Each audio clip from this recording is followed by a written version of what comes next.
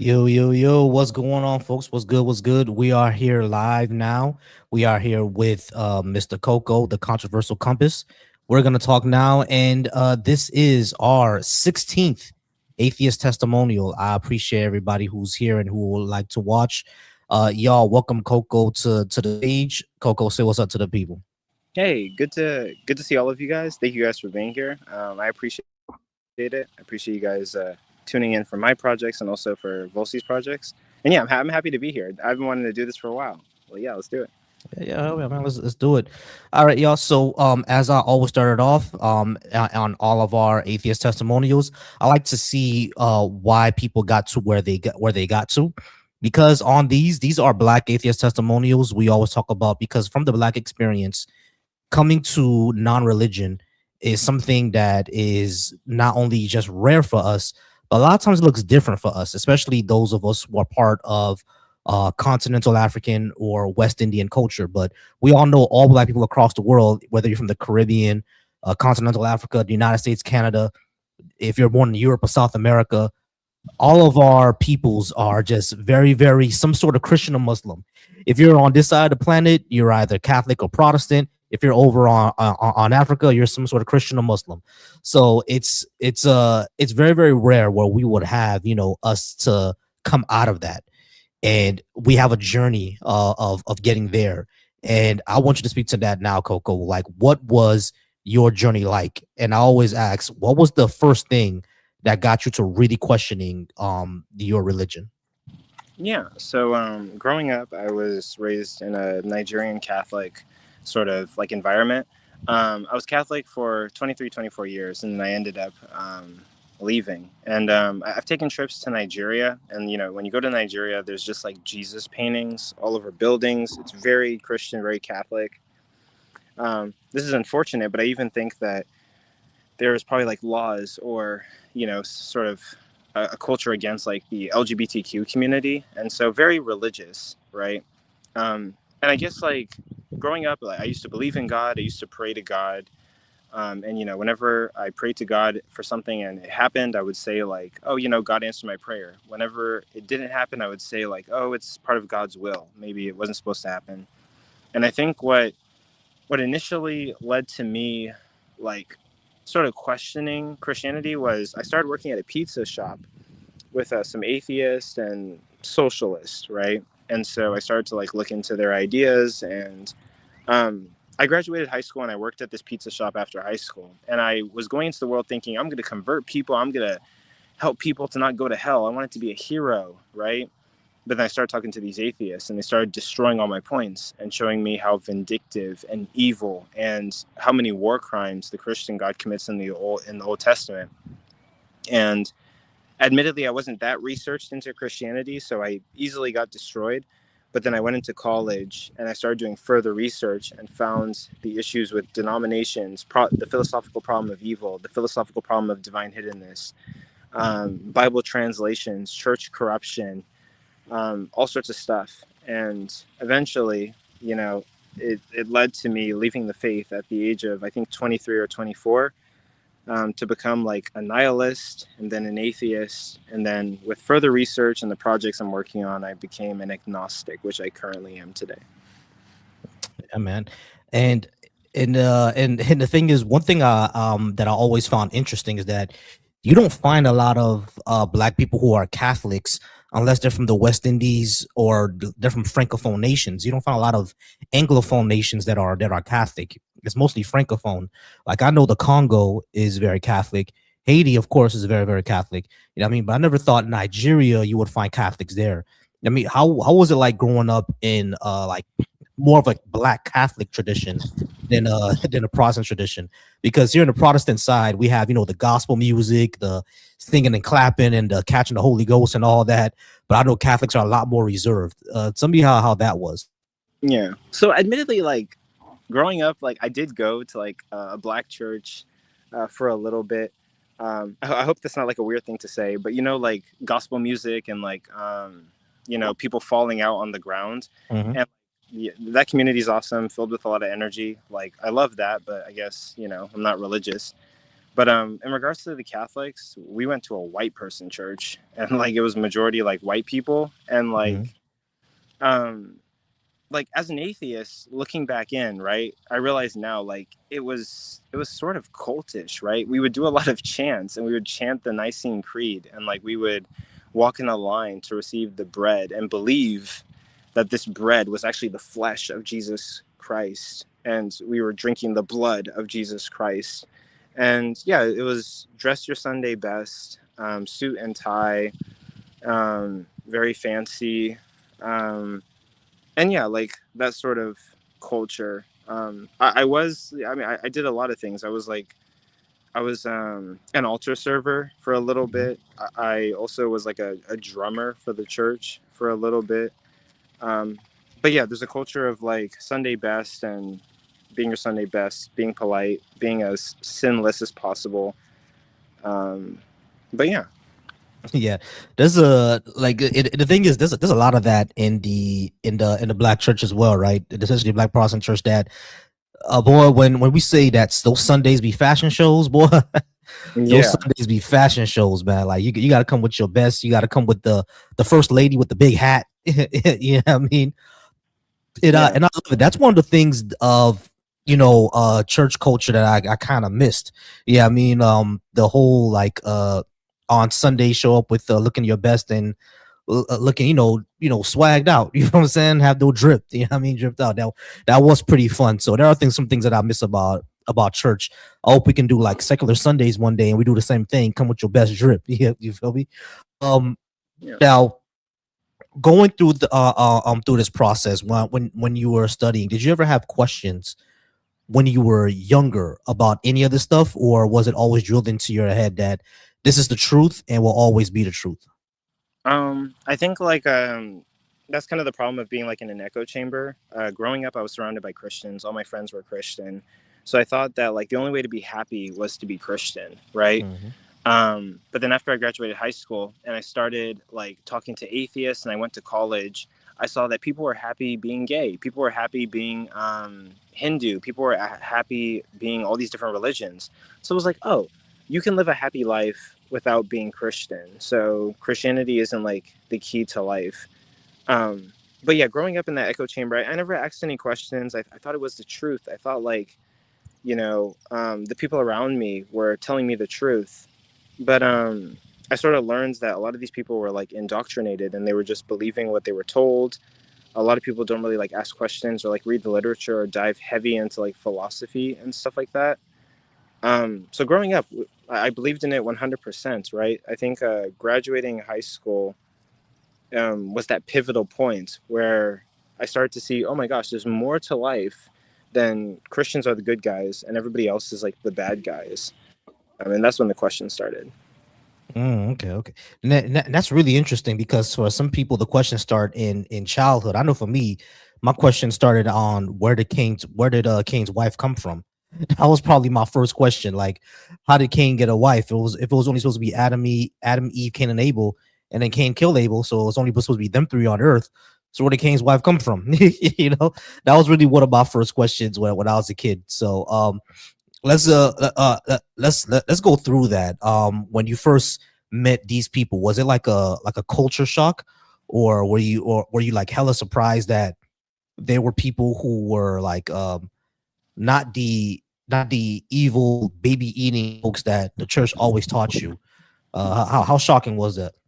Yeah, actually, for me, I think it was like a major culture shock, right? Because I thought that like, Christians are the good guys, atheists or any other person that believed in anything else were like the bad guys. But then like I started doing research, and like leaving Christianity might be the most traumatic experience actually I've ever gone through, right? Hmm. Because this thing that I thought to be the truth 100%, I found it, and God is supposed to give me my purpose in life.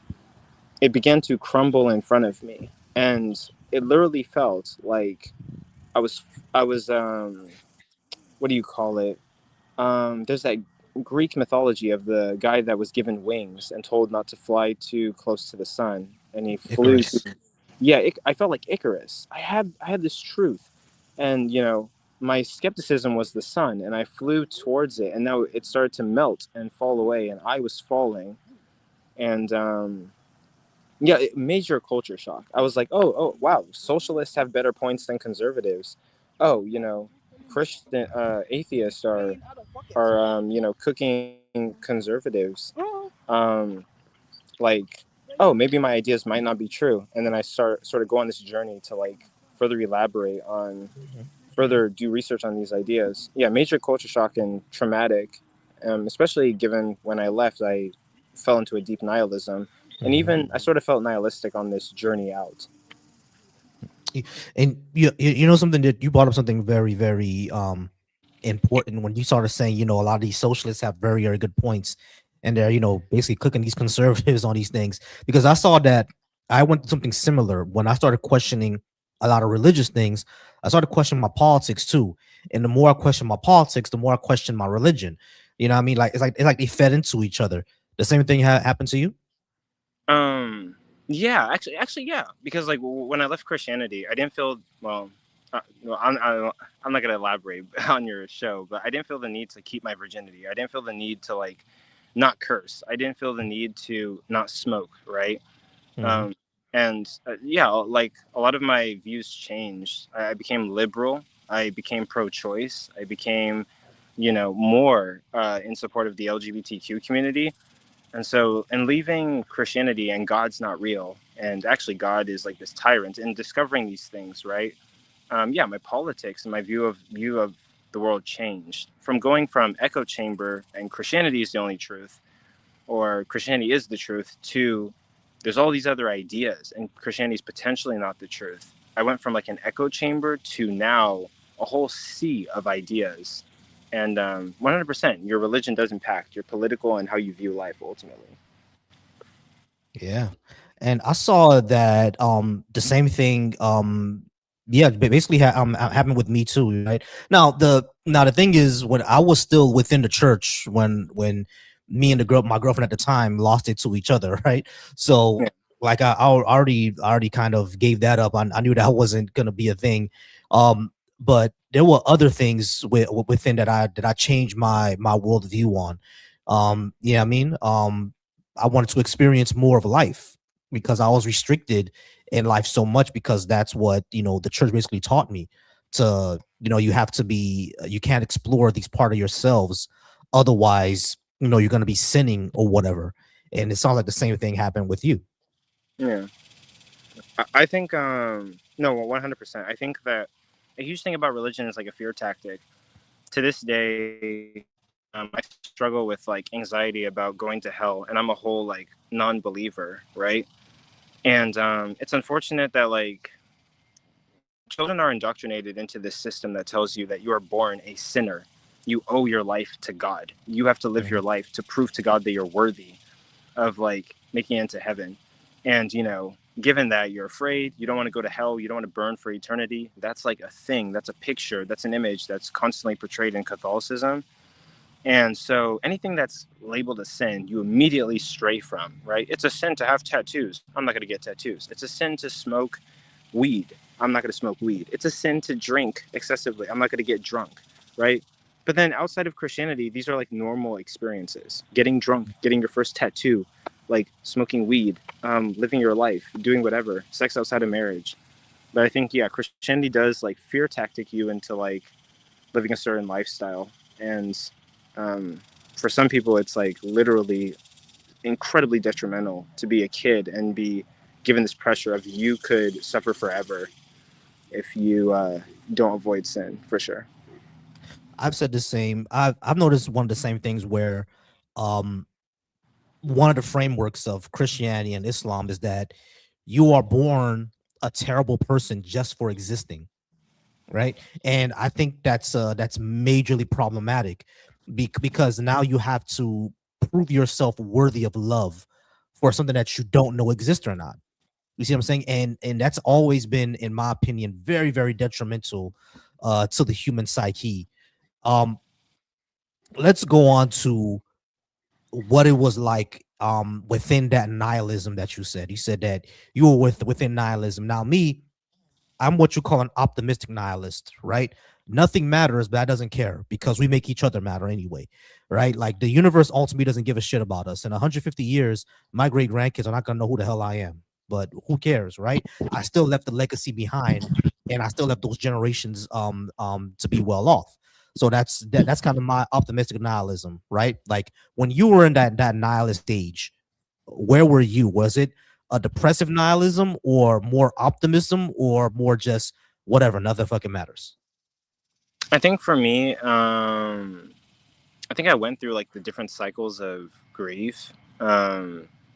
Like that chart that they show you of like the different stages of grief, basically. I mean, then at the end is like acceptance.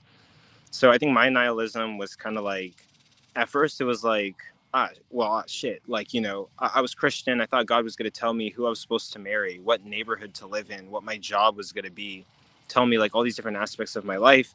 Now that Christianity is not true and God is a dick. Wait, you're okay with cursing, right? Yeah, I'm fine with that. I don't care. Yeah, like, um, you got, yeah. Now that like none of that is true, I don't have any like fate or meaning, objectively, right? Like, what's the purpose to life? So it was a very depressive nihilism. But then Mhm, eventually, once you accept that, like, hey, God doesn't exist, and like, okay, my life is like my toolbox, it's my Minecraft, it's my sandbox, right? mhm, Um, you begin to accept it, and then you begin to have fun. That's when you get to build and be whoever you want to be. You're not waiting for someone to tell you who to be. You are going out and just doing what you like and what's fun, and then you give life, or you define meaning for yourself. So it was scary, and like the floor dropped beneath me, but it became comforting and even exciting. mhm. Yeah, yeah, I've had that same exact excitement. Um, one thing I wonder is that when you were going ahead and how was your deconstruction? Because my deconstruction took like almost 10 years. There are some people's deconstruction, like Black Atheist Rants. He said his deconstruction wasn't even a journey, it was just turned off. Yeah, I mean, with the moment someone showed him something was wrong with the Bible, like, oh, okay, this shit is fake. And that was it for him. It was just a light switch. How about you? Did it take some time?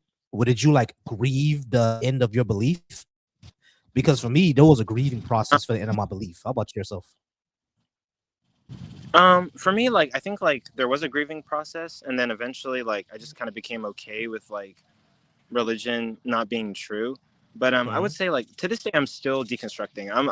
I'm 27, and I left Christianity when I was 23 or 24. I don't ever really remember, but I guess I'd say 24. So I've been deconstructing for like 3 years now. Sorry if you see me swatting. I'm outside swatting all good. flies. But um basically I've been deconstructing for a while now, and it hasn't really like, for some people it just automatically turns off, but for me, like I still have the fear of hell, and also like the fear of hell, the fear of fate or destiny, the fear that maybe I'm running away from God, and this affects like my relationships, and like I don't want to date people until I figure this shit out. Mhm, And so I'm still going through this process of like I got to figure this out and get it out of my system. And um and yeah, for me it's taken like 3-4 years, and I'm still kind of going through the process and like becoming comfortable with being non-religious, and also realizing that a lot of the things I want to do that Christian demonizes is normal human behavior. And it's mhm. unfortunate that people are like traumatized by being raised in this kind of religion. Yeah, man. Yeah, man. And it's sad. I see people come out of it like really, really traumatized. I mean, not just from what people have done to them, but just like how I said before, they were raised to believe that they are people who are worthless and not worth of love, and they need to prove their love to some sort of deity that they don't even know exists. And I think that's very, very detrimental to people's mindsets and in my frames. Now you brought up relationships, which is something I definitely definitely want to get into when it comes to relationships. Um, I know for me, dating was extremely hard, right? Because one thing about me, I'm very very pro black to a T, where like I don't date outside of my race, right? So I'm very very pro black. So I know for me it was it was extremely difficult because one thing they say about black people is that we love us some Jesus. especially black women. Black women love some Jesus. So I know with me, it was always an issue that I was running into of, we link up, we go on a few dates, they find out that I'm not religious or I don't believe in God at all. And it'll be a thing like, okay, well, we could mess around for a few days, but that's gonna be it. We're not gonna go take anything more seriously than that, which was a thing that really, really bothered me when you started going out there into getting relationships and into dating. Did you run into one of these same exact problems where it was always a no, you don't believe in Jesus, so we can't take it further? Um, I I haven't really run into that problem yet because I guess I'm like a more recent like atheist, but in regards to like religion started taking a toll in like dating for sure, like affecting like the mental and like I want to be happy. I want my partner to be happy. I want us both to make it into heaven. But then also like when you're wrestling with problems that can really like affect the relationship, and then also kind of figuring out like what are we supposed to do, what are we not supposed to do, and that can be really weird. But yeah, I can totally understand that. Like that would be like an issue. I've heard so many stories of like people who are atheists dating religious people, and like some religious people are okay to like mess around before marriage, and so sometimes with religious people, they don't really like do their research, and it's like I believe in God, but also like they're kind of making shit up and like doing things that contradicts the Bible. Hmm. But then also sometimes they even try to convert you, right? Like they want to convert you to Christianity, and they feel the need to save you. And Hmm. like, look, like same thing with me, right? When I was a Christian and I was leaving, I had this superhero complex. I need to save the world from hell, right? So yeah, 100% there can be issues there, and there's a lot of confusion about what is to be done and what is not to be done. And I think religion does play huge into like the dating pool. Yeah, and it's one of those things where I call it booty gospel. You know Yeah. what I mean? Where where the person will really, really like you, right? Like, cause I've run into this before as well. Like, me and her were kind of hitting it off. We're doing good and everything like that. I'm thinking it's gonna go somewhere, and they know I don't believe something. Okay, she doesn't mind then, but they're invited me to church and everything like that. I'm like, okay, cool. You know what I mean? I don't mind going to church. It's something to do on a Sunday. I ain't doing shit. I'm off. You know what I'm saying? So I'll go to church, whatever. Like, it's something I don't care about doing. So I go and everything like that. But then once you go, then they bring out the Bibles, then they do this and then they do that, and be like, hey, listen, you was just to say taking back shots 5 minutes ago. I ain't trying to hear this shit. You know what I'm saying? So it's one of those things, they try to wean in on you, like try to impose on you by using their sexual proclivities. It's like it's annoying. I don't know if you ever ran into that, but I ran into that a few times. Yeah, I know. I've heard those stories. Yeah, Hmm. like it's like I mean, yeah, there's like lukewarm Christians, and it's like if he falls in love with me, I can get him to like read the Bible and Hmm. like convert to Christianity. And also like there was also this huge like scandal that happened earlier, where like King Bash, the comedian, Hmm. um, he was on an interview and he said something about like I want to date a Christian woman, but if I date somebody who's like a non-believer, I'm gonna convert them. I'm gonna like convert them to Christianity, and everyone thought that was like predatory and weird. Very. So I think like yeah, that is a booty gospel. It is a bit weird, right? Like I'm not consenting to like have sex with you and like Hmm. converting to Christianity. What? It's a bit predatory, but Yeah, it is. Yeah, I mean, to tell you the truth, it is pretty predatory and pretty gross. And it's like, bro, why do y'all want to convert people so bad? You know what I'm saying? It's one of those weird things. Like, if you are a Christian or whatever, that's fine. You know what I mean? Go ahead and be Christian, but you don't necessarily have to convert your partner. I think that's one of the big things that they want to do. I think one thing that I was worried about when I first left Christianity was what's gonna happen to my community. Now, I mean, the friends that I have. Now, there are people that I'm not friends with for like other personal reasons, right? But it never had anything to do with religion. It never had anything to do with religion. But and I was really, really concerned about that though. I have met people that said that a lot of their friends started distancing themselves because of they weren't religious anymore. Well, something like that happened to you? Like they did any of your friends, act different or try to convert you back or anything like that? Mm, I think um I'm not sure. I can't really remember a time where like somebody stopped being friends with me because I became atheist, but I'm pretty sure that has happened. But what I have kind of encountered is that um upon realizing that like one thing I realized, I guess, on the way out was like a lot of Christians are like hypocrites, or a lot of Mm-hmm. Christians don't read the literature. Like, and people get mad at me when I say like I think 70% of people are Christian because their parents told them to, and they haven't really read the. Sorry, I'm getting gnats, but okay, I guess I'll walk back and forth. But I guess like a lot of people get mad at me when I say like people are Christian, because their parents told them to, and like they grew up with it, and it's like a cultural cool thing, and they haven't really like read the book. But on my way out, I started to figure out stuff like I started to argue with people and show the hypocrisy. And I'd be in church and I'd watch people listen to the homily, then turn around and like twerk and like fucking listen to booty music and like Mm-hmm. beat the hell out of their kids, and then show up on Sunday and act like we're all cool and shit. Mm-hmm. And like and that sort of like ruined some relationships. And then also in this project I'm doing on TikTok, I'm this like agnostic who's open-minded to God existing, but also very skeptical and very harsh on the Christian God, because he creates a lot of confusion, does a lot of fuck shit, Mm-hmm. and is ultimately just a horrible fucking entity. And that has caused Christians to sort of deter from me, or like slander me, lie about me, mod abuse me on live streams. And what's crazy is, right, when you deal with this toxic behavior and you start to post videos about them or hold them accountable, right? There's this complex of like nobody can correct me but God, and Mm-hmm. these Christians are fucking untouchable to any other any peer or criticism. No self accountability or self awareness.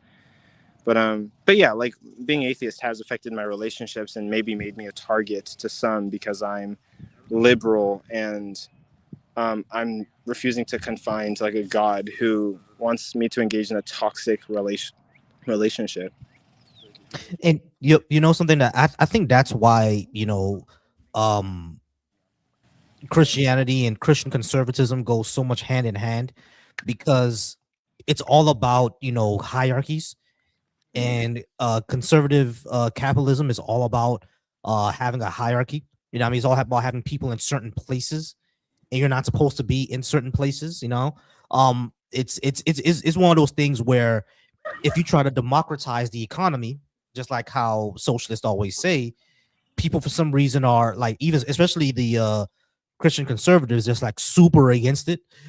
You know what I mean? Which is kind of funny, because what Jesus spoke about, basically selling all your stuff, giving it to the poor, and following him and living out amongst each other and sharing all the resources, that's basically communism. Yeah, yeah, you feel me? Which is why I've met Christian communists. Yeah, I mean, and they take the message of Jesus to essentially be communism. So it's one of those things that are extremely, you see the parallels of how they got there. Yeah, I mean, let's talk about the next relationship, which is a lot of times the most important relationships in people's lives, when it comes to the parents. You know what I mean? Now, I know my parents. I never told my parents that I didn't believe anymore. They just kind of figured it out. I think my sister is the one that told them. My sisters are the one that told them, because I told my sisters, but I don't think my parents knew. But my sisters, they tell my mom everything. My mom tells my dad everything. So they I guess that's how my parents found out. And of course, I was questioning the Bible all the time. Now, my parents, as far as them, they literally said that our ethnicity, our nationality, and our religion are one and one. Like my dad, when I was moving out the house, he said that you cannot be Haitian and not be Christian. To be Haitian is to be Christian. Like you have to be. You know what I mean? Like there's no such thing as being Haitian not being Christian. And that's insane to me, because like look at our revolution. Our revolution wasn't about Christianity. Our revolution was a complete rejection of Christianity. You know what I mean? And we've been punished for that ever since. So I've always found it kind of crazy. But at the end of the day, my parents have still loved me, right? Always give me the love and support that I've always needed. However, I've met a lot of people whose relationship with their parents changed dramatically. You know what I mean? When they say they didn't believe anymore. Um, like I've seen people who deconverted when they were in their teens or even when they were children, like 8 years old, they just stopped believing. They told their parents they don't believe anymore. And they were treated horribly by their parents ever since, and they had to go no contact. When it comes to your parental units, your parents, how has that relationship changed, if it has changed at all? Yeah. So I would say for the most part, like I love my parents. They're amazing individuals, and I think like at first, yeah, there was like some arguments, but eventually they've accepted me and sort of like we've kind of agreed to not talk about it, and we've kind of gone our separate ways. I would say like in the community overall, and yeah, with people I'm related to, yeah, there was a bit of a struggle with me leaving Christianity, and I began to realize that there is generational trauma, and people are indoctrinated into Christianity, and like they don't really like do their research, right? People just believe in God because that's what like the culture or what people have told them to do, and they Mhm, don't ask questions, and they're not very like critical, and like with my platform, I hope to like encourage that in many different spaces. And like I come from a Nigerian background, and yeah, that's what it is. It's kind of like don't question things and kind of just believe it. But yeah, coming out of Christianity, like um, I mean, a lot of things happened to me. Like I was, well, like I took beatings, man. Like I got mhm. spit on. I took my hits, right? Mm, wow. And it was very an emotional thing. But also, I'm not gonna sit here and say like I'm an angel. I never want to give off this impression that like I do nothing wrong. Like I felt like I was lied to. I felt like Mhm, I was deceived. I felt like my whole world was crumbling in front of me, and so I was very angry and vindictive and like yelling and asking questions and pressuring. And yeah, I kind of like pushed people to maybe like want to hit me with things or um, mhm, those that shit to happen. But given time and forgiving all of those things, and like um, it is what it is, right? mhm. I can understand that it's a cultural thing. It's an emotional thing, um, and there's something I was trying to say. It's a cultural thing. It's an emotional thing, and um, maybe I'm even privileged to be born in America and like be able to be skeptical, while others are born in countries where like they don't really have access to information or different cultures and ideas and perspectives, and Mhm. be able to question things. But so there's an understanding to that, and there's an understanding, like, of course, people, it's generational indoctrination, teaching your kid this is right, and lack of research and questioning things, which we should advocate for more so, and advocate for challenging the status quo. Oh yeah, yeah. I would say the same because like one thing in our kind of culture, just like how you were saying, we live in a first world country, in a very industrialized country, where we have access to all this information. And not only that, we might be able to even find community or resources if anything happens to us in our homes. We may be able to find that. A lot of people in other countries don't find that. You know what I mean? I remember watching this interview, I think with a Ghanaian kid who was like 11 or 12 years old. He was on the podcast saying that he doesn't believe anymore or never believed at all. And then a few weeks later, they did an update with him and they said that none of his friends talk to him anymore. You know what I mean? Like all his friends stopped talking to him. None of the people in the neighborhood wanna speak with him. None of the people in his village want to speak with him. You know what I mean? He goes to stores to buy food and people kick him out. I mean, stuff like that. Like they go through like really terrible shit. And we're lucky enough to be born in this country where that doesn't happen. But that tells me like how much damage a lot of this can do. Like you said that you're from a Nigerian background, right? Yeah. I hear a lot about what happens in Nigeria, especially in the north. Now, I don't have all the information because Yeah. I'm over here, right? But especially in the north of Nigeria, where I think the Muslims are the ones that rule over there. Um, I've heard a lot about apostasy and blasphemy laws and everything like that. and how much that damage is there. I don't know if you have any Muslims in your family, but what have you heard about how it affects the culture when it comes to like that religion, like how bad it gets there?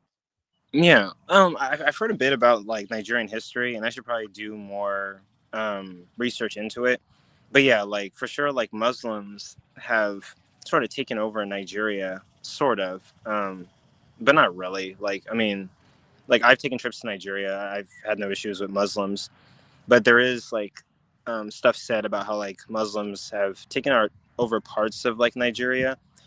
Um, and yeah, like people talk about how like Christians are persecuted in Nigeria. Yeah, that's a thing that happens. But I mean, like people don't talk about how like when people leave Christianity, like how do Christians treat like other people, right?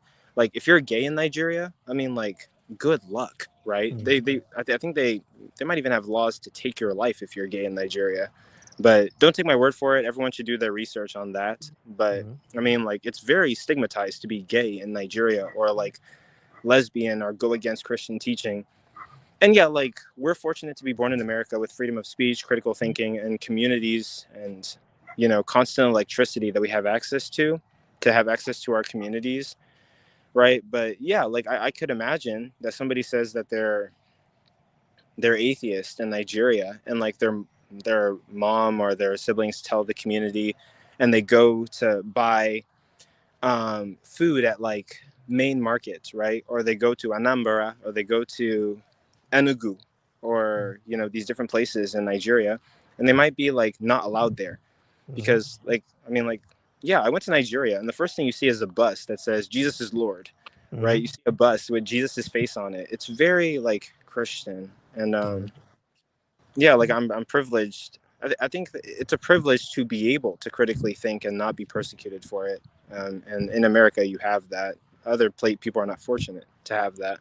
mhm. So And and I think that's one of the main things that has really turned me off towards religion, and told me that how much damage Abrahamic religions have done to the continent of Africa, because the continent of Africa was a source for knowledge and critical thinking in the medieval world, right? Now this is not a history that's told a lot, of course, because of white supremacy, but Africa was a source of education and critical thinking.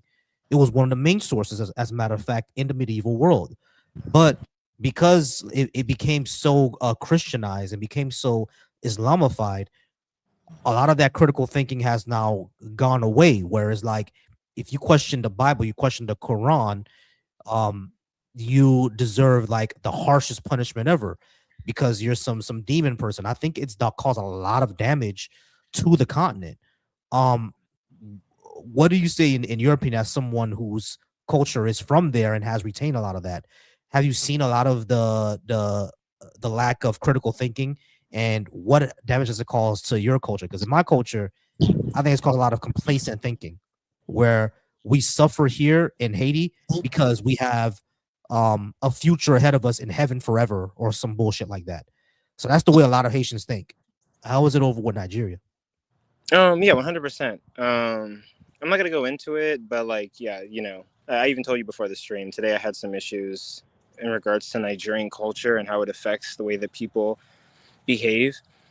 And yeah, I think like Christianity and this like don't question authority type thinking does affect Nigerian culture and the way that people behave, and it affects like um, people's way of having relationships in the sense that like it allows for people in power or people who say that they're backed by God to be abusive and not be held accountable 1000%. And I mean, I argue with Christian, like, you know, Christian, like sometimes Christians on TikTok tend to have this victim complex and say like Christians are so persecuted. And like, I love to remind them about how, like, if we look at history, Christian Europeans went throughout the world, literally raping, pillaging, and killing other Mhm. cultures to death, right? Yeah. Um, Spaniards traveled to South America and raped, pillaged, and brought, um, you know, diseases to South American countries and literally wiped out Native American tribes that we will not have access to today. We Mhm. lost languages, cultures, and different religions because of them, right? And then with Nigeria, with Africa, right? They came to Africa. European Christian colonizers came to Africa and colonized the fuck out of Africa, right? Um, and partook in the transatlantic slave trade. And this idea that, like, God is good, no one should question God, and then also, like, I'm backed by God. What I say, right? You Hmm. shouldn't question or ask any questions about it. 100% infiltrates the culture and the way that people think, and it also infiltrates other things like, parents children relationships and stuff like that. And it does have an impact, and it might even lead to why people just believe in Christianity and don't question it, then pass it on to their children, and their children get traumatized by hell, and they pass it on to their children. And there's a lot of people not reading the Bible, but we love God, we pray to God, we serve God. How dare you question God?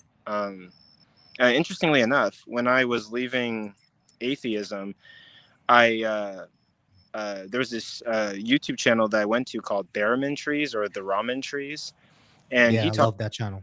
Yeah, like he talks about how when he questioned God, they bashed his head into a brick wall and said, "Don't blaspheme, don't Hmm. question God." And, like, yeah, that's normal in Nigeria. I'm sorry to say it, but, like, Hmm. it's gonna be the thing, right? And yeah, Yeah.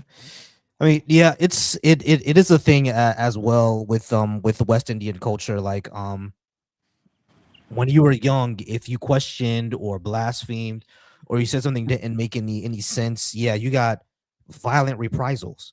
you know, you got yeah, violent reprisals, and it was really it was really one of those things where people are very you're very traumatized by that, right? And of course, if that happens, you're gonna be like, okay, I'm not gonna question anymore.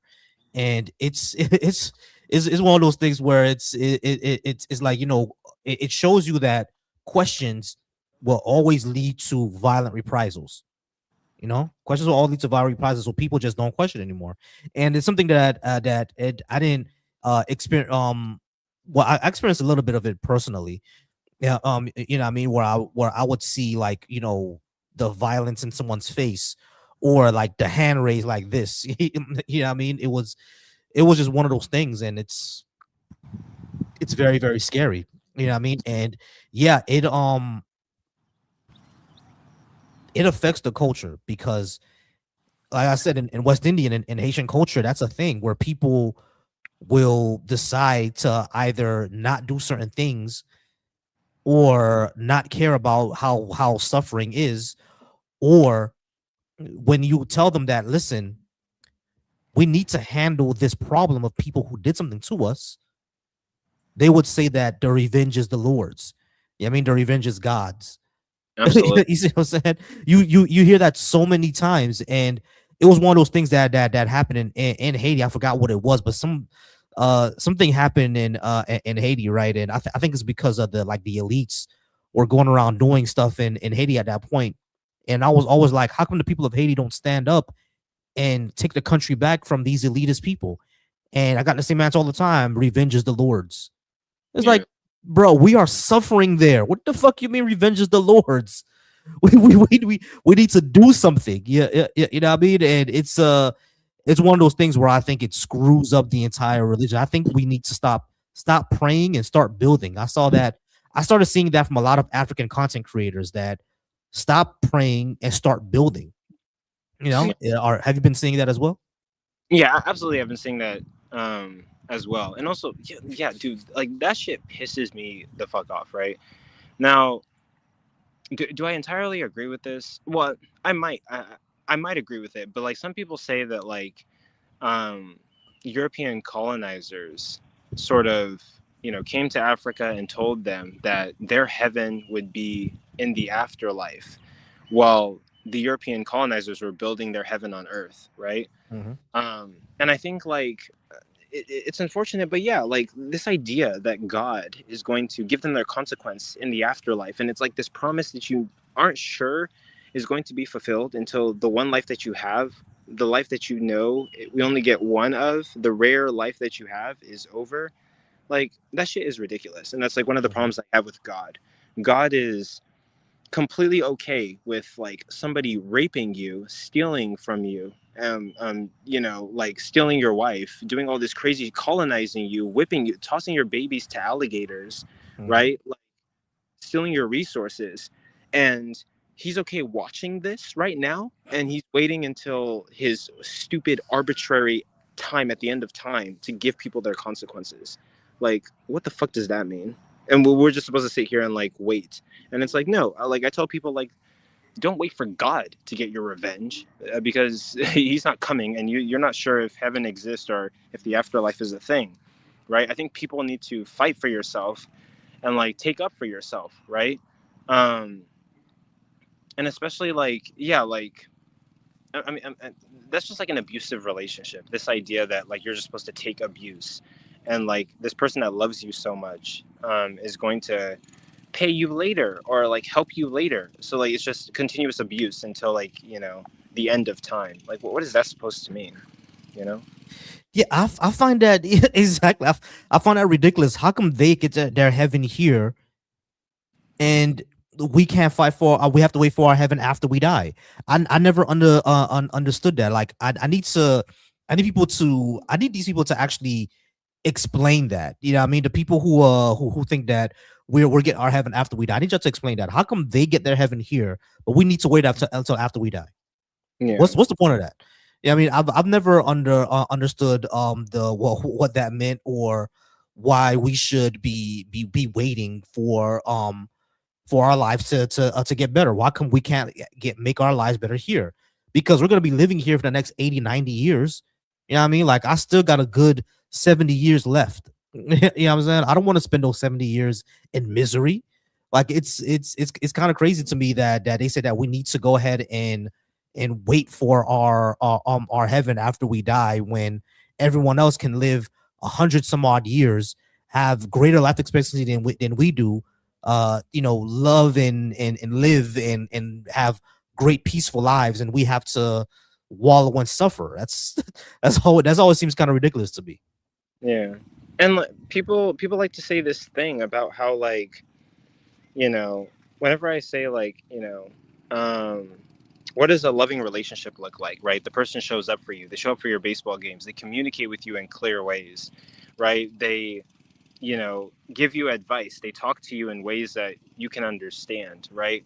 Whenever I say like that's what a healthy relationship looks like, and a relationship with a Christian God is toxic, they're like, how dare you, you entitled brat, ask for God to give you a healthy relationship? And it's like, well, you know what, nigga, well, oh, sorry, I said the n-word. I don't but care about that. but it's like fuck you, right? like like how dare you expect me to like worship you and like give you my time and show up and like be begging for you to be in my life, and you give me a toxic relationship in return? Like, what do you what like the entitlement of me to ask for a healthy relationship, right? The entitlement for you to, the Christian God, to sit aside and watch us suffer as much as we do, give us anonymous gospels, barely show up, don't communicate in ways that we can clearly understand, and allow for people to misuse your name to colonize people. Like, Mhm. what? Like what is the point? Oh man, completely ridiculous. And All right, Matt. like expect us to worship him, and if we don't, we go to hell. Yeah, Accept a toxic relationship or suffer for eternity. I don't yeah. know. I don't know, man. It's ridiculous. All right, man. So we've gone through your journey, how it affected your relationships.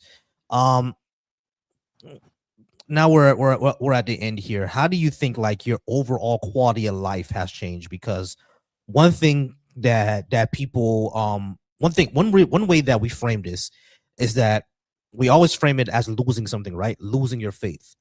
Now, for me, I always say that I lost my faith, but I gained my humanity. You know what I mean? I lost my faith, but I gained my integrity.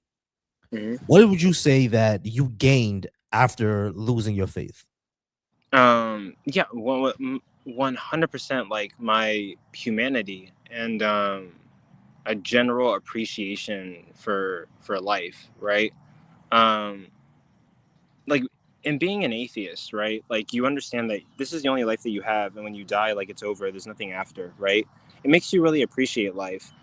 Christians like to say like, oh, like, no, Christianity makes you appreciate life. What's really to appreciate when, like, if you die, you're just going to exist in heaven for eternity? You just get another chance, right? But I think when you recognize like life is rare, and this is the only like life that you have, you get like more of an appreciation. Life is beautiful, and you really like appreciate it. And also, in leaving Christianity, I'm less judgmental. I'm not conservative anymore. I love the people who are part of the LGBTQ community. I'm not judging Mhm. people or telling them that they're going to go to hell. Um, and like, it's a breath of fresh air. It's more like freeing, and there's not this judgment, and there's not this like constant chase to please a God that never cared about me, doesn't care about any of us. And if he did, he would show up and he would demonstrate that he cares about us. And like, people are going to say like Jesus Christ. I don't give a fuck about Jesus Christ. God sacrificing himself to Mhm. save us, what he's going to do to us is not love. Like, that's literally step by step what an abuser would say, you know? Mhm. like like I did this for you so I won't have to beat you. What? Like, but like, Christians.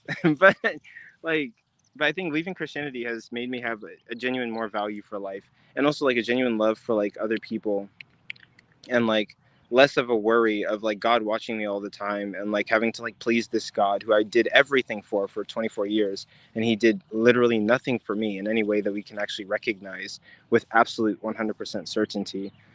um and also, I mean, and then I guess the final thing that I'll say is like, you know like it also sort of has bettered my morality, right? And sort of bettered how I treat other individuals, I guess. One thing I talk about is a lot of times on Christian, people are obsessed with like calling themselves Christians and being friends with all the Christians, but they are the most toxic, heinous, horrible people to other individuals, especially like non-believers. And the only person that can talk to them is God. Even when Christians combat them, they won't even listen. Mhm. Right? I mean, I could call out a few names here on this live, but I don't know, man. I don't want to put your shit in trouble. But I don't give a shit. I don't care about these people. You know? uh, but well, I guess because like I don't really like them, and I always try to tell people whose lives not to go into, right? But TikTok creators like He Is Risen, I Wonder Why, Darth Dawkins, right? And like the list goes on. If you go on my page, I even have a playlist. It's called the Bad Christian playlist with Mhm. all of the people. Don't go into their lives. But there are some people who are just interested in like being friends with Christians and wearing the title Christian, and they don't give a fuck about the example Jesus set. And they treat believers and non-believers with such disrespect. Mhm. And I feel like they view them as like their lottery ticket, right? Like, I'm trying to convert you, and if you're unwilling to convert, then like fuck you, and I'm going to treat you like shit. Mhm. And in leaving Christianity and leaving that idea of like having to save people, you know, I love and I treat people and cherish people way more, and hold myself accountable way more, and have more self-awareness, and I can self-reflect and go to therapy way more than this idea that only God matters and like fuck everything else, you And, you, know? and you know what, man? That's a beautiful thing, because I think I agree. I think my morality has improved. I think with the way that I treat people has improved. I think the way that I judge character has improved, because I no longer judge character by if you believe in this unsubstantiated claim first, because that's how I used to judge character. Oh, okay, a person is Christian, they're gonna be a good person. Everybody else, I have to see if they're a good person or not. I don't judge people like that anymore. You know what I Yeah, mean? Now I have to see your actions. I have to see how your worldview works. I have to see what you actually do and what you actually say. That's how I judge how you're a good person or not. Not if you accept this claim that can't be proven to be true. You know, and as far as those creators, Wonder Why is very is very brash, very dishonest. Like yeah, he's one of those people that I don't know. And He Is Risen has been cooked on Bars Live like several times. Like yeah, every single time he comes to Bars Live, he gets cooked. Like it's always the same thing with him. You know what I mean? So, but yeah, yeah, I've seen the ones that you're talking about. So one of the fews, I think, where her name was like Rose or some shit like that. You put a video on the bash a few weeks ago, and there's another one. She always invites me, but like I don't know why, because her lives are always about just Jesus or whatever. Like it's I don't know why she invites me, but yeah. we're gonna go ahead and wrap this up, man. Hey, Coco, I really appreciate you. Thank you so much for giving us your testimonial. We're gonna leave off as we always leave off with where we see the atheist community going. Now, me and you, we do content on debating and discussions, right? That's the content that we do. Other folks will like to do content on more communicating with other black non-believers, other black atheists. Other people don't really do want to do content at all. They just want to help us build the community itself. You know what I mean? That's what they're all about, just building the community. And that's what we should focus on. Me, I think we could walk and chew gum. We could build a community while we're doing our content. Which one do you what would you rather focus on, and which one do you think that we could do, or can we walk and chew gum? Um, oh, sorry that I'm like sort of walking around. I'm getting mosquitoes and stuff. But All good. I think the focus should be like to build the atheist community. I think the focus should be to bring like facts to the community. I think we should collaborate with one another, work together, and all of us can make it to the top, right? I think we should collaborate, help each other, build communities. Um, and also, like, you hear a lot about people who say, like, they feel alone, right? Because Hmm. they left Christianity and they don't know where to go. That's where we're needed, right? That's why we need these spaces to talk to people about deconstructing. And that's why I love the deconstruction community, like a safe space for people who are leaving the religion to like have that access, right? And don't fall victim to going back to Christianity and their toxic people and their toxic like um, content creators. People like, yeah, I said he has risen. I wonder why Darth Dawkins. I also want to say Lam Lena and this guy named Knowledge Over Wisdom. Fuck all of them. But give me a sec. There's this. Oh, I'm at a public park. There's this kid riding around on a motorcycle, but it's mm, fine. But no, like we shouldn't walk around and chew gum. We should connect with each other, provide a space for critical thinking, mhm, uh, and even provide a space where we can interact with Christians to an extent, right? But I mean, don't go soft on them, right? Hold them accountable to their ideas and like engage in critical thinking, and they don't get a free pass. Don't let them think that they can colonize us, they can bully us. Like, no, mhm. when you step in the arena, you step in the arena, and let's like show them Exactly. what. And yeah, we need more spaces about that. But No, I 100% support that, which is why I created the Bash channel, the Black Atheist Skeptics and Humanist channel, y'all. So if you are a Black content creator who does content on non-belief, whether it's debating or whether it's just giving you out your testimony or talking about how you deconstructed anything that you do, right? Come to the Bash channel, join us, join the Black Atheist subreddit, join the Black Atheist Discord. We're all there. We're creating community. The Black Atheist Skeptic Humanist Cookout is going to happen again next year. All right, and we're probably going to be in Atlanta this time. Like because I know the Black non-believers are up there as well, so we will be up there. We will be connecting each other, and we will also be doing content with each other, collaborating. We can all lift each other up because we all seen the failure of new atheism, and we all know why that failed because motherfuckers want to be racist and transphobic, so that's why that shit failed. But right now we are building a new community, the cookout of atheism, and it's all black atheists, it's all atheists of color, and we welcome people to come and join us. But Coco, I appreciate you. Thank you so much. Let the people know where they can find you, please. yeah, absolutely. I used to go live more often, but now I work a job. I work like 33 to 40 hours a week. But you can find me on TikTok if you search the controversial compass. My icon is going to be green. The beginning of my username is going to be mr.co.co, Mr. Coco, and then there is something at the end, but I don't remember it at the moment. I do have an Instagram. If you search up mr.co.co, I have an Instagram. You can reach me there. I'm on Twitch, mr.co.co3. Um, and same thing on Instagram, mr.co.co3. So I'm on Instagram, TikTok, Twitch. I have a YouTube, Mr._co_co3. Um, and yeah, that's where you can find me. YouTube, Twitch, Instagram, TikTok is my main platform. And yeah. All right. All right, guys, we're gonna get out. I don't have an outro video yet, so you're just gonna go ahead and see the screen go black. But I appreciate all y'all being here. Coco, thank you so much for being here for the 16th Atheist Testimonial. We will be doing more of these, y'all. I have more Atheist Testimonials coming out soon. Thank y'all so much. I appreciate y'all. Y'all's have a good night. Peace, Yeah. bro.